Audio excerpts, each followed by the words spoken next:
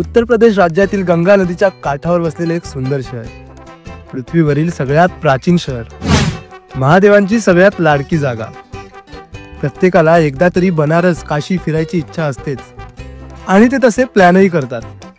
पण अशा काही गोष्टी ज्या तुम्हाला बनारस बद्दल पहिलं माहिती असणं गरजेचं असतं, त्या तुम्हाला माहिती नसतात आणि तिकडे गेल्यावर तुम्हाला वाटतं आपल्याला पहिलं माहिती असतं तर आपली ट्रिप अजून भारी आणि खूप वेळही या ट्रिपचा वाचला असता। तर अशा गोष्टी मी तुम्हाला आज या व्हिडिओतून सांगणार आहे। अशी माहिती तुम्हाला कोणी नाही सांगणार, तेही आपल्या लाडक्या मराठीत। तर लगेच व्हिडिओला लाईक करा आणि चॅनल सबस्क्राईब करून घ्या। तर अजून वेळ न घालवता व्हिडिओ चालू करूया। आजकालच्या युगात सगळीकडे डिजिटल पेमेंटचा उपयोग करतात, पण बनारसमधल्या बऱ्याच ठिकाणी, खास करून खाण्याच्या ठिकाणी जसं की श्रीजी मल्लय्यो, ब्लू लस्सी शॉप, इकडे अजूनही कॅशनेच भुगतान करावं लागतं। खूप साऱ्या दुकानात फोन पे, जीपे काहीच नाहीये, तर तुमच्यासोबत कॅश नक्की कॅरी करा।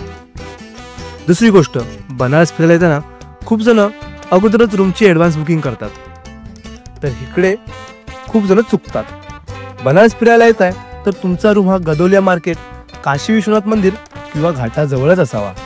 कधी कधी ऑनलाईन बुकिंगमध्ये तुमचे रूम्स बनारस सिटीमध्ये बुक होतात, तुम्हाला महागही पडतात आणि तुम्हाला प्लेसेस कव्हर करायलाही खूप वेळ लागतो ना। रात्री तुम्हाला घाटावर येऊन टाइम स्पेंड करता येईल, त्याच्यामुळे वेळ वाचवायला रूम घाटाजवळ मंदिर परिसरातच घ्या। तसं तुम्हाला सगळे प्लेसेसही जवळ पडतील आणि तुम्ही रात्री आरामात घाटही एक्सप्लोर करू शकता। काशीमध्ये येताना तुम्ही नियोजन करून याल, पण ज्या मंदिरात जाल ती मंदिरच बंद असेल तर कसं होईल? तर काशीमध्ये बरीच मंदिरं दुपारची बंद असतात। तुम्ही मंदिराची वेळ समजूनच तुमचं नियोजन करा। बडे हनुमान संकटमोचन, दुर्गा माता मंदिर ही दुपारची बंद असतात, तर तसं तुमचं नियोजन करा। सगळ्यात महत्त्वाचं, जास्त लोक बनारसला येतात काशी विश्वनाथजींच्या दर्शनाला, तर मंदिरात दर्शनाचा योग्य टाईम सकाळी 4ला तुम्ही जाऊ शकता किंवा रात्री 8 नंतर गेलात तर तुम्हाला शयन आरती अनुभवायला मिळेल। मी तुम्हाला सांगेन 8 नंतरच मंदिरात जा। सुंदर रोषणाईत मंदिराची सुंदरताही बघायला मिळेल, गर्दीही कमी असेल, दर्शनही नीट होईल।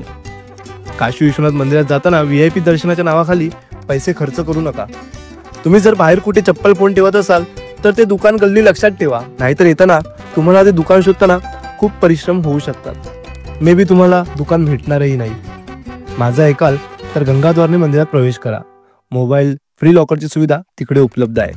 बनारस आल्यावर प्रत्येक जण गंगा आरती अनुभवणार हे नक्कीच असतं।